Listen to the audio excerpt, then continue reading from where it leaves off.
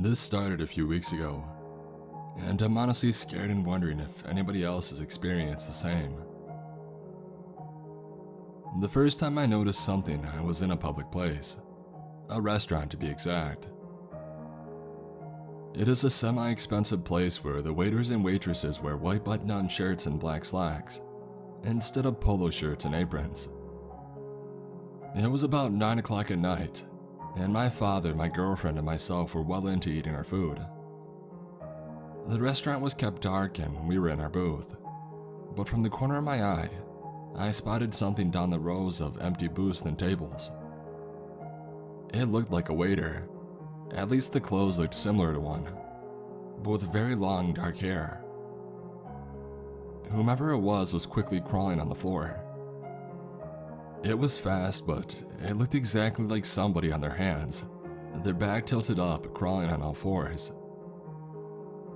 I assumed that the waiter may have dropped something and was looking for it, and I laughed it off and I mentioned it to my father. He stood up out of curiosity and he looked over the booth behind me. No one was there. No one other than the two women in dresses were even on that side of the restaurant. After he informed me of this, I checked as well. If it were a waiter, they would have had to crawl or walk by our booth to go anywhere, and no one else had passed since I had spotted them. We continued eating and I forgot all about it. 2 days later, I spotted it again, and this time I know I saw it. For a fact, 100% without a doubt, I saw the crawler. I still have a mark on my back to remind me of it. I do telework and I work nights. My job consists of answering after-hours calls for some local doctor's offices, taking messages and putting important calls through to the after-hours doctors, and recommending patients call 911 if they call with real emergencies. We handle a total of about 16 different offices in the area, but we weren't exactly busy. 3 or 4 of us work in a small ground floor office during the night. My cubicle and terminal face a large window that looks out over the parking lot on the east side of the building. Every Monday, Thursday, Friday, Saturday, and Sunday, from 9:30 p.m. until 8 a.m., I sit at my desk and I answer the occasional blinking light. It was a Thursday night and I hadn't taken a phone call for the 3 hours that I had been there. As I leaned back in my office chair, playing a game on my phone, I saw it. Illuminated by a light pole that sat on a little concrete island just out of sight on the right side of the large office window, a figure rapidly crossed in front of the window. It moved fast and I saw the shape of it from the top of my vision as I played my game. I lowered my phone and I looked ahead into the dark outside the glass, and it, yes it, crossed once more. It looked human, mostly. The hair was very long and unkempt, and what I had originally thought was a white shirt was actually a tattered cloth that looked like it was once a shirt or the top of a dress. Discolored but still light. Its head was turned unnaturally to the side as it skittered across, staring in with a blank look. The eyes were sunken, along with the cheeks. The mouth hung open and crooked, like what you would expect from a corpse. I couldn't make out teeth and I couldn't see pants, but the back end of it was all caked in filth. The back legs were skinny and malformed, possibly from walking on all fours with its dirty rear end arched up to the sky. I screamed when I noticed the face was staring in, and I fell backwards in my chair, hard. My coworkers came over to see if I was okay, and I immediately told one, a large gentleman, to lock the doors that led out, and I told the other two, a bearded guy that we call Finky, and an older woman that never really talked to us, to go look out of the window. No one saw a thing. No shapes, shadows, nor lights. No sounds came from the outside and nothing shook the doors. Only I saw the thing. I asked Finky, who was my supervisor, if I could go home early. Seeing that they thought I was crazy, even though I knew well enough not to describe what I saw to them, I made up a story about being through some stressful things in my home life and not sleeping well. In truth, everything had been fine up until this, and sleep was never an issue before. This story worked, and Finky gladly sent me home for the night. I walked to my car with my key positioned between my fingers. Should I have had to punch whatever that thing was, I wanted whatever advantage I could get. Doing a slow, nervous run. If you have ever been put in a position like this, you know what run that I'm talking about.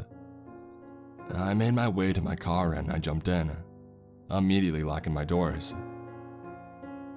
Instead of driving off instantly, I sat in my car with the engine running, scanning the parking lot.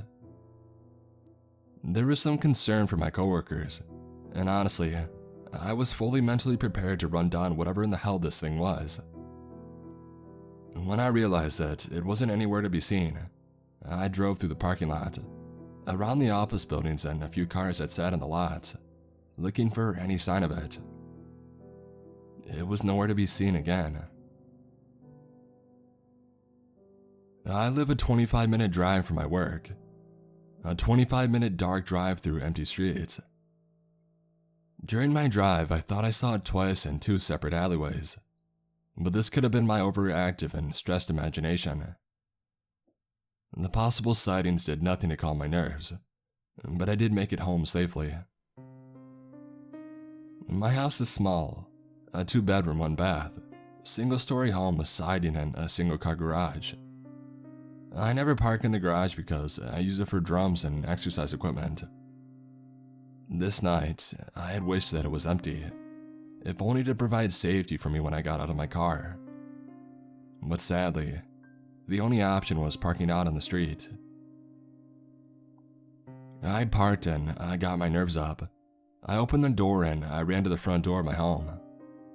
Unlocking my door, which usually took me a second, took almost 30 seconds because I was shaking so badly.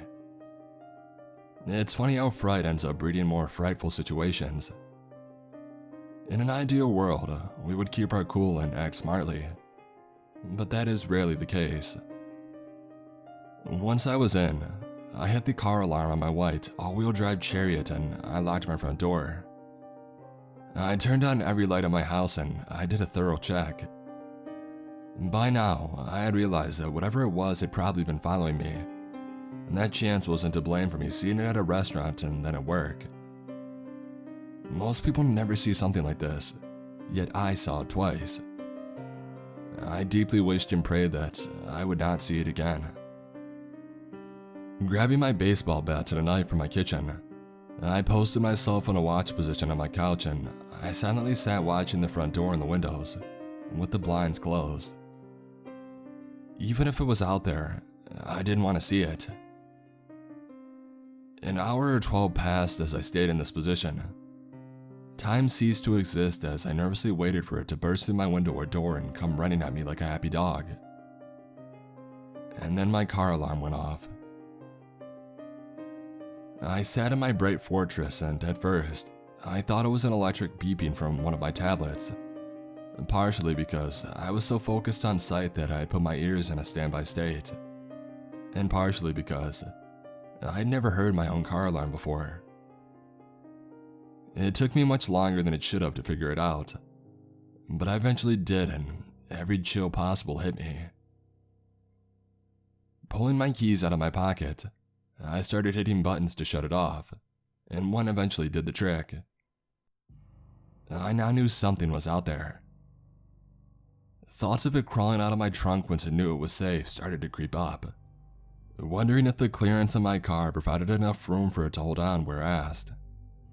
And most importantly, I began to ask just how fast the damn thing could move if it was so inclined. Thoughts and minutes passed by in unison, and the alarm went off again. I didn't look out. I wasn't going to look out. What I did was call the police and tell them that a woman, my best guess at that point, was outside fiddling with my car. Realizing that time could be of the essence, I added that she was banging on my door at that point and maybe she had a weapon. Yes, I lied through my teeth, but I would like to see anybody explain to the emergency operator that they saw a crawling humanoid that was following them. Even better, I would like to see the kind of police response time you'd get when you told a story like that. The police were quick, but I won't waste time with a play-by-play of nothing. No one was out there, and they hadn't seen her galloping down the road. Galloping will be used again, and there were no dents or prints or dead-eye glints. Nothing. So they did what they could do, and they left me a card and advised me to lock my doors. Sleep didn't come that night, and it wasn't until about 11 a.m. that I even laid down, on my couch with my knife and my baseball bat within reach. My work hours were probably to blame for a small part of my lack of tiredness, but I rest a majority of it on the face. I called out of work, not feeling well when I woke up at 6 p.m. The opportunity of being at home without any obligations was fully wasted for most of the evening. I didn't even text my girlfriend. To be honest, I probably forgot that I had a girlfriend, a father, a middle name. It was just my nerves driving my very little movement. I peed a few times reluctantly, and I sat on my couch waiting for horrors unseen. The night passed and relief came. My car never screamed from a disturbance. No noises other than a clock ticking and the occasional car passing. I started to believe that I was safe. The next couple of nights that I went to work, I had my cubicle changed to one not facing the window, and everything was normal. My first day off came and I spent it with my girlfriend. I told her everything that had been happening, and she seemed concerned, did research on her phone which brought me back to more questions than answers, and slept over. It wasn't until the next day that everything went sour. I had agreed weeks in advance to cover half of one of my coworkers' shifts on this particular Wednesday. The first half. The trade-off was they would cover the first half of my Friday shift. The guy worked 2 jobs and was picking up somebody from the airport and wanted to go out to dinner. And being me without any real life on the weekdays, I accepted. The shift went fine and I got off at about 12:45 when he came in. After saying my goodbyes, I left.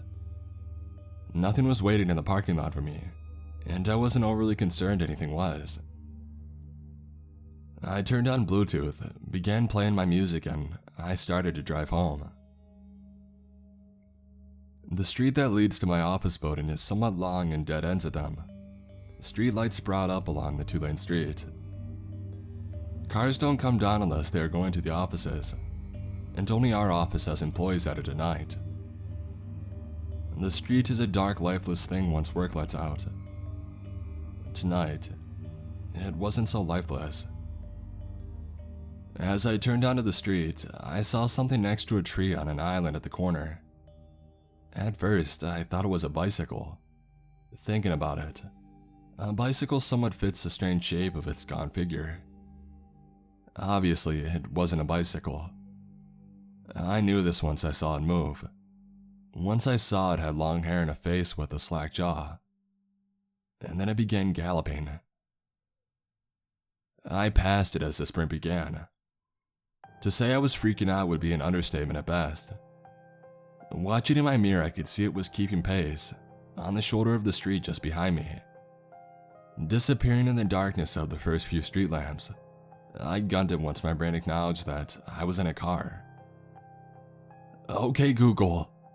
I kept screaming to tell my phone to call anyone, anybody at all. But my panicked voice was blending the words too much for it to recognize I was speaking to the damn thing. I made the mistake of taking my eye off the side mirror to grab my phone, and with phone in hand, I looked back. The creature head cocked like when I saw it in the window. It was next to the back driver's side door. I swear I was doing about 60 miles per hour at this point, but I wasn't looking at my speed. It kept hopping and breaking pace to try to grab out of my car, only to miss or on one occasion rapidly tap the dark outline of a hand on my fender, and it would have to catch itself and gallop faster once more. The road was coming to the intersection and I was more scared than I had ever been.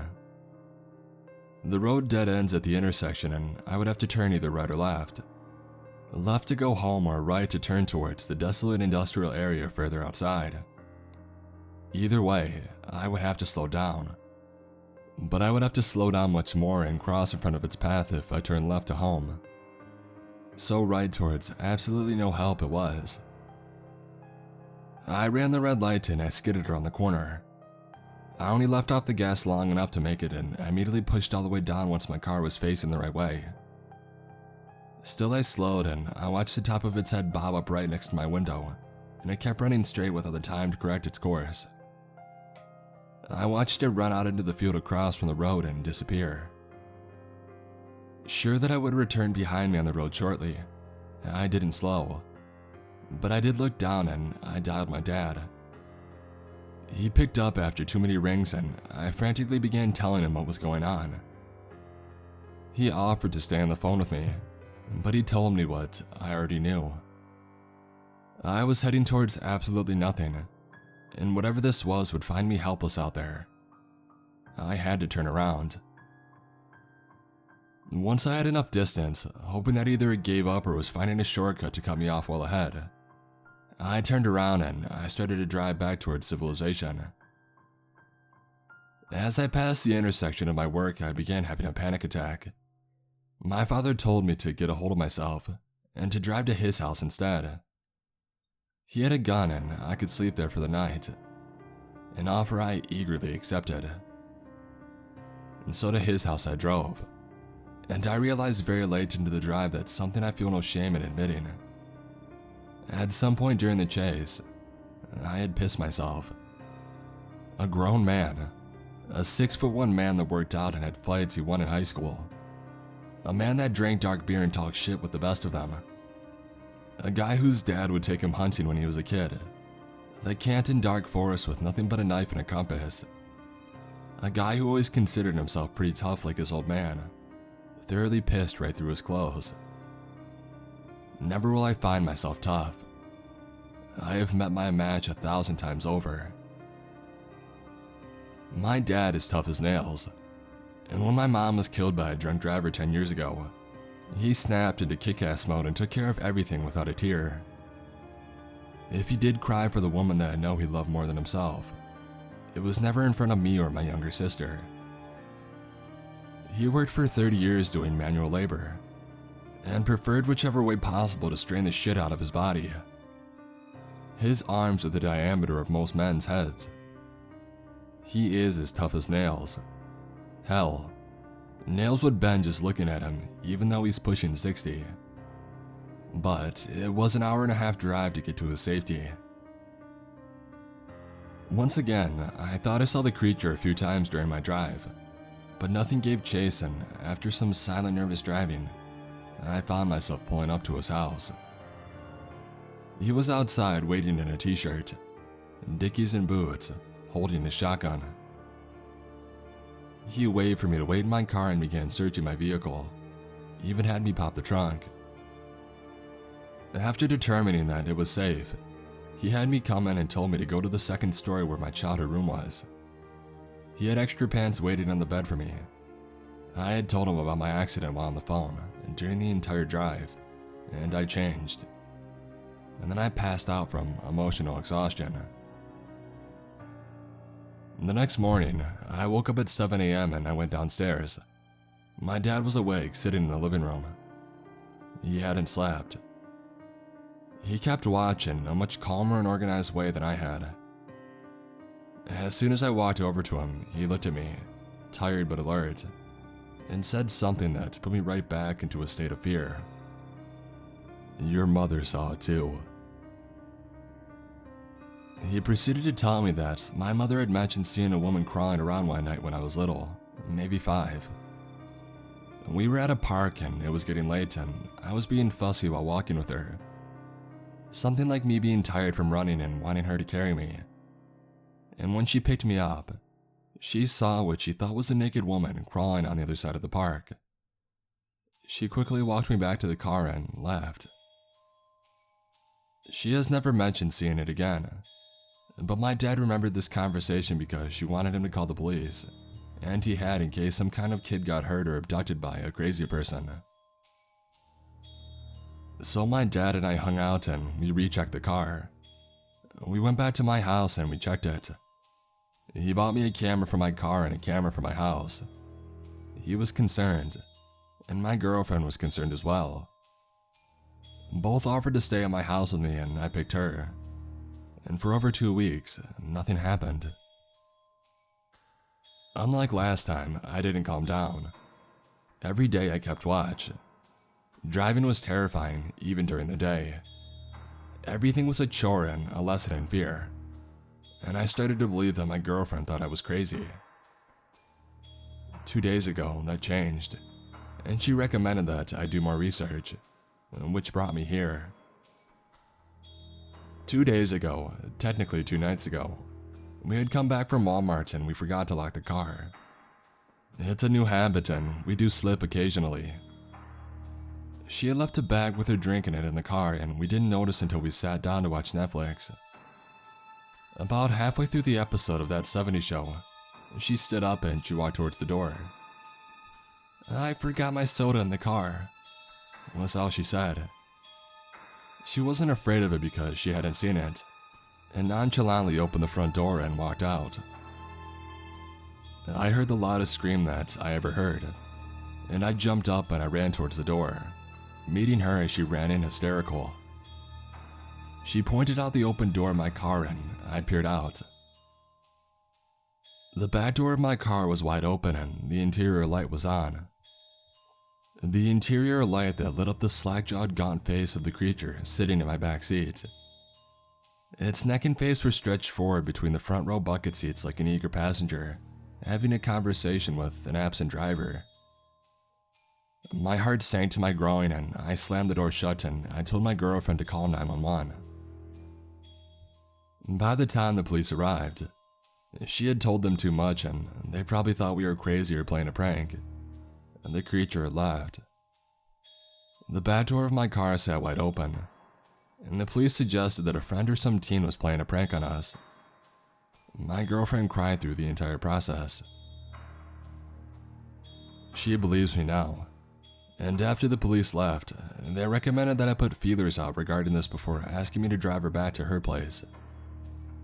My girlfriend made it clear that she would not be staying over with me anymore, and that while she still loves me, she doesn't want me to stay with her during the night. I don't blame her. For now, I'm staying with my dad, but I still have to work and I'm still very afraid of whatever this is. Surely, I have not seen the last of it, and hopefully it goes away or one of us kills the damn thing.